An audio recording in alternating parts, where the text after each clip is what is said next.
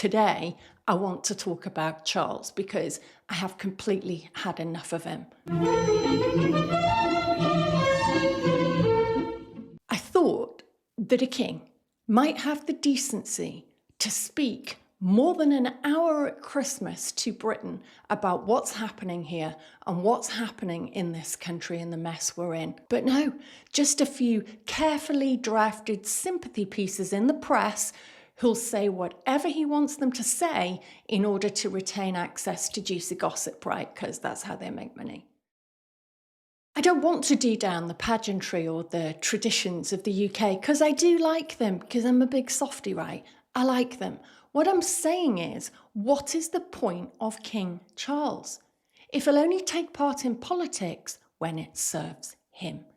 And that's exactly what happens. And I don't care if he does or he doesn't take his own toilet seat with him. He should be standing up for Britain. The man we're supposed to bow down to as his bloody subjects are instead being handed over fully gift-wrapped to the globalists, and I'm not joking. Our constitution calls the monarch defender of the faith. That's not a slogan, it's a promise. The oath literally binds him to uphold the Protestant Christian faith of this country, which he stopped doing. At the 2023 coronation, he swore the historic oath to maintain the Protestant Reformed religion established by law. That's in the coronation liturgy. But in 1994, Charles said he'd rather be defender of all faiths. He just f***ed us right over. He decided the values of Britain could be changed by him simply speaking. And he doubled down on it in 2015, saying he could be defender of the faith and protector of all faiths. No, he can't. They're diametrically opposed to each other. It all sounds really inclusive and fluffy, but let's be honest, it was the moment the meaning changed. Because when everything becomes faith, nothing is sacred anymore. It's no longer God, it's values. It's not a creed, it's become a concept. And conveniently, the same global organizations he now fronts, the UN, the WEF, and the Sustainable Markets Initiative, all run on the same idea that faith should serve policy. The new faith is the climate religion, and we all have to subscribe to that, right? They're the gods of the planet, and we now serve them. Let's look at what he's actually done. Because in 2020, at the World Economic Forum, he launched his own personal project, the Sustainable Markets Initiative. And this calls for radical transformation of global industries, regardless of how that affects us. And just look at how that is affecting us, right? Just a few months later, he stood beside Klaus Schwab to launch the Great Reset. Now, a reminder here that not one citizen anywhere in the world voted for Schwab or King Charles to fuck with our lives and choices. Yes, it's the same reset that the press mocked as a conspiracy theory, but which is literally a WEF program working with the UN to redesign capitalism itself. And look around you, it's not working very well, is it? Except it is working for them. And it's working for Charles and the royal coffers. In 2021, he followed up that speech with a new one, talking about the Terra Carta, a green Magna Carta. Seriously, he took a sacred part of British history and handed it to the WEF. And his new version invites the private sector, which obviously means banks, asset managers, and global corporations, to rewrite the rules of the market around nature, and with them, profiting from it. Selling, renting, leasing, nature. Oh, lovely. You won't own it, though. He isn't supporting an elected government. He's cheering for global governance. And none of us voted for it. But then he's a king. Yeah, kings don't do democracy.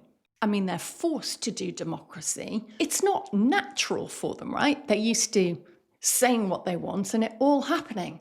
So while Britain is struggling to pay the highest energy bills in the industrial world, whilst hospitals are collapsing under the weight of net zero and DEI mantras from Agenda 30, whilst farmers are going broke and paying inheritance tax, also Charles doesn't pay inheritance tax. Anyway, our king was on stage in Davos lecturing CEOs about sustainability metrics and how he wants to change the world. He's become the ambassador of the faithless. The faith in global management lives on, though. The faith in corporate profit and elite parties, oh, they all live on. I know there've been rumours for years that apparently the king converted to Islam, but there's no proof of that. And I know he's very interested in other cultures, and so he should be. It's a good idea. It's great not to be ignorant. Having interests in cultures and faiths and trying to understand them more deeply is a good thing. It is how you build respect.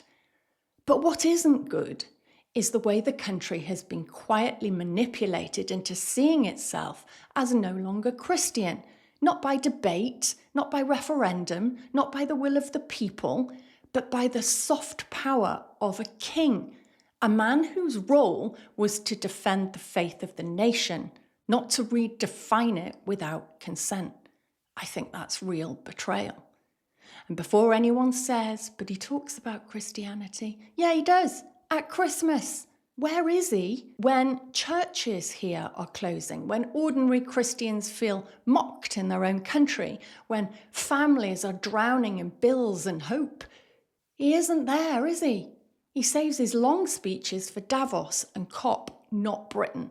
So he'll champion faiths in the abstract and the planet in a panel discussion. But he won't discuss or defend the faith where we actually live. And the flag? Well, it's the same thing, isn't it? Ordinary people hang a Union Jack or a St. George's cross and they're sneered and insulted as far-right and racist by the media, the politicians and the establishment. The very establishment that's supposed to bow to the king and the flag. So he rides past miles of flags that trooping the colour, stands before seas of flags on Remembrance Day. He flies them at his very many properties every single day, and yet he has never spoken out and said, you're not racist for loving your flag. Thank you for keeping faith with this country.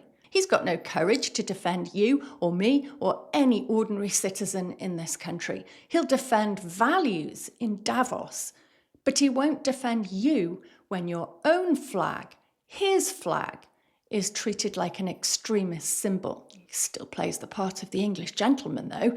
The Savile Row suits, the bowing, the scraping, the country estates, palaces, castles. But look closer, because his inner circle isn't British anymore. It's corporate. Executives, bankers, UN officials, and of course, often on behalf of the government.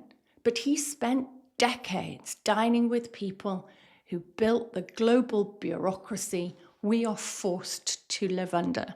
He talks to the WEF, he talks to the UN, he talks to the Vatican, he talks to everybody but the people paying for it all, us. But on climate policy, he'll talk for hours. And then he'll fly halfway around the world to warn us about carbon footprints with a full security detail and a private jet. He can spit out hundreds of thousands of tons of carbon because he's the king and he's special. That's not leadership. That's theatre and privilege. And don't forget, his wealth is tied directly to the state he never defends. The Crown Estate leases the seabed for offshore wind. It makes record profits, hundreds of millions from those leases. Now, he gives all the money back to the Treasury, and they give him back a 12% cut for the Crown.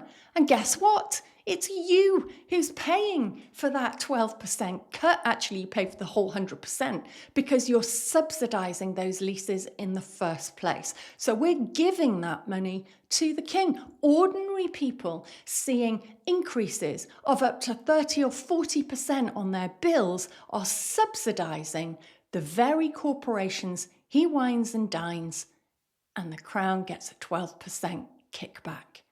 Even Greenpeace say the Crown estate behaves like a monopoly landlord, because it does. And people say, oh, well, he can't do anything. The king's just a figurehead. Exactly. So why is he benefiting from the very policies he's pushing globally? That is real power. He could speak. He could lead us morally. He just doesn't. The King's speech is written by the government, not by the King. It's all theatre. The weekly audience with the Prime Minister, private, polite, meaningless. Seriously, what is the point of the King? What exactly are we paying for? Why do we have to put up with this guff? Just because it sells papers, because the tourists will come anyway. It's the palaces they come to see. They don't shake the hands of the royal family when they get here. We don't have a king of the United Kingdom. We have a king of the agenda, and he isn't coming to save us. No one's coming to save us. What do you think? Do you like the king? Have I just had a rant for nothing and you totally agree with every word he says for an hour on Christmas Day? Let me know. Tell me what you think in the comments. Like, subscribe, share. Come back next week. We'll do it all again.